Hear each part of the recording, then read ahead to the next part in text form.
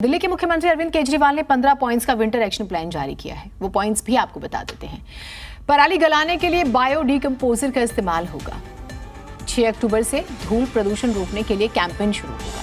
वाहन प्रदूषण रोकने के लिए पीयूसी की जांच सख्त होगी। पुराने पेट्रोल डीजल वाहन पर सख्ती बढ़ेगी।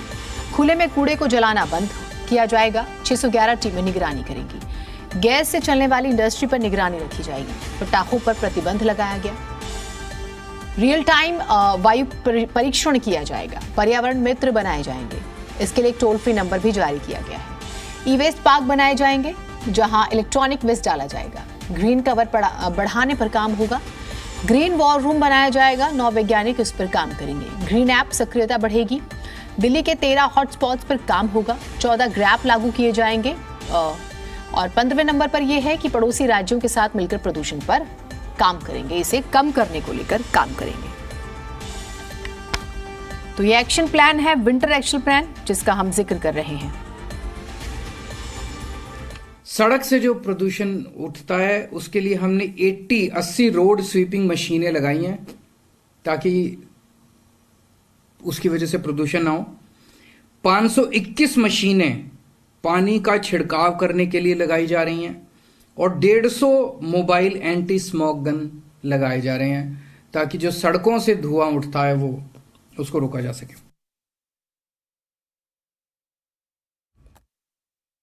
IIT कानपुर ने हमारे साथ एक स्टडी की है और इसके लिए एक सुपर साइट बनाई गई है राउज एवेन्यू रोड पे। और इसके अलावा एक मोबाइल वैन है जिसके ऊपर काफी सारे इक्विपमेंट लगाए गए हैं। 20 अक्टूबर से हमें उम्मीद है कि पहली बार इसके कुछ डेटा आना चालू होगा, जिसमें एक तो मौजूदा सोर्स अपॉर्शनमेंट होगा कि अभी हवा में कहां से क्या क्या पोल्यूशन है, और दूसरा पोल्यूशन की फोरकास्टिंग भी कोशिश की जाएगी IIT कानपुर के द्वारा। पर्यावरण मित्र बनाए गए हैं। अभी तक 3,500 से ज्यादा वॉलंटियर्स रजिस्टर कर चुके हैं। वो समाज सेवा करना चाहते हैं। दिल्ली के लोगों को ये लोग जाके एनवायरनमेंट के लिए, पर्यावरण के लिए जागरूक करेंगे। इसमें कोई भी पर्यावरण मित्र बन सकता है। आप भी बनिए। दिल्ली के सुधार के लिए आप भी योगदान दीजिए। इसका एक मोबाइल नंबर है जिस पे आप मिस कॉल कर सकते हैं अगर आप पर्यावरण मित्र बनना चाहें। 8448 441758। तो मुख्यमंत्री को आपने सुना। वरुण भसीन हमारे साथ जुड़े हुए हैं, उनसे बातचीत करते हैं। 15 पॉइंट्स का हमने जिक्र किया वरुण, मुख्यमंत्री खुद भी कहते हुए नजर आए। अब एक्शन प्लान तो हर साल तैयार होते हैं। अब मूल सवाल उठता है कि ग्राउंड पर ये कैसे काम करेगा, कितना काम करेगा। कोऑर्डिनेशन बहुत इंपॉर्टेंट है, तो उसको लेकर क्या स्ट्रैटेजी है, क्या रोड मैप है? जी बिल्कुल, देखिए अगर प्रदूषण की बात करें खासकर दिल्ली NCR में, तो वो एक मौसम की तरह हर बार आता है और वो मौसम अब आ चुका है।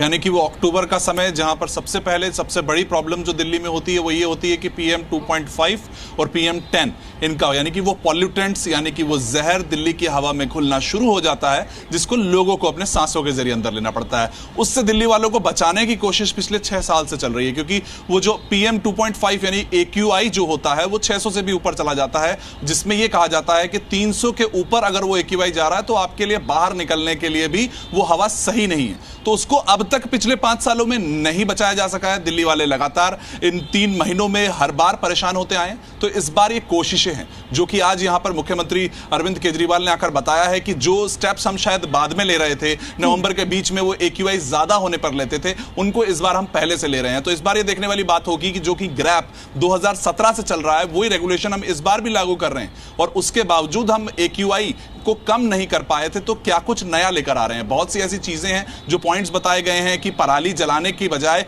बायोडिकम्पोजर का इस्तेमाल किया जाए। पंजाब की तरफ से बहुत सी हवा आती है। ये लगातार पिछले 5 साल से दिल्ली की सरकार कह रही थी कि वो हवा पराली की, यानी कि जलने के बाद जो हवाएं आती है वो दिल्ली की हवा को खराब करती है। लेकिन क्या इस बार वो हवाएं दिल्ली की तरफ से आने वाली है या फिर हरियाणा, उत्तर प्रदेश की तरफ से, ये चीज भी देखने वाली होगी। तो इस वक्त वो AQI दिल्ली वालों के लिए सबसे जरूरी बात है कि उनको साफ हवा मिले। उसके लिए एक्शन प्लान बन चुका है, लेकिन पिछले 5 साल से ऐसा कोई ठोस कदम देखने में को नहीं मिल रहा था। एक और बहुत इंपॉर्टेंट सवाल है, क्योंकि हम कोऑर्डिनेशन स्टेट के बीच में तो बात स्टेट के अंदर तो बात कर ही रहे हैं दिल्ली में। अब दिल्ली एनसीआर की जब बात करते हैं, पराली का बहुत ज्यादा जिक्र होता है। आप कहते हैं कि भाई पंजाब से धुआं आ जाता है, आप कहते हैं कि हरियाणा से धुआं आ जाता है, आप कहते हैं कि पश्चिमी यूपी के किसान ऐसा ना करें, तो आप कोऑर्डिनेशन कैसे करेंगे? कोऑर्डिनेशन एक बहुत बड़ी समस्या है। दूसरा, जो आस पड़ोस के राज्यों से जो वाहन दिल्ली में एंट्री करते हैं, तो बिना एक टेबल पर बैठे तालमेल किए थोड़ा सा मुश्किल हो जाएगा। और ये दरअसल ये हर बार होता है और हर बार फेल हो जाता है, और फिर अस्पतालों में देखिए मरीजों की कतारें।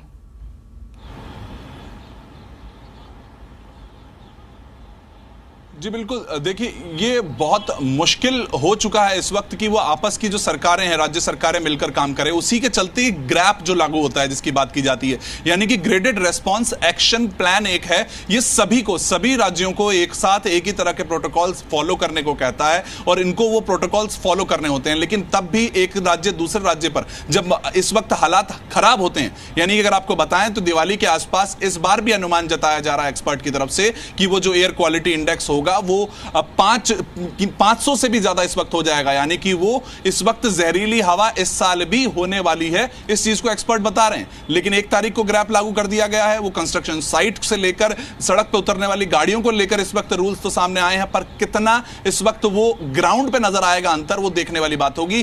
क्योंकि अभी तक सिर्फ इसका हल यही निकाल पाई थी राज्य सरकारें कि दूसरे राज्य पर इस वक्त वो सारा ठीकरा फोड़ दिया जाए, लेकिन इस बार ऐसा नहीं किया जा सकता है, क्योंकि अब पंजाब और दिल्ली की बात करें तो वो मिलकर काम कर रहे हैं। तो क्या वो बायोडिकंपोजर की जो सबसे पहले बात कर रहे हैं, क्या वो इस वक्त ज्यादातर यूज हो पाएगा, या फिर अभी भी किसान वो खेतों में हमें वो पराली जलती हुई मिलेगी, जो कि एक मुख्य कारण होती है दिल्ली में प्रदूषण का?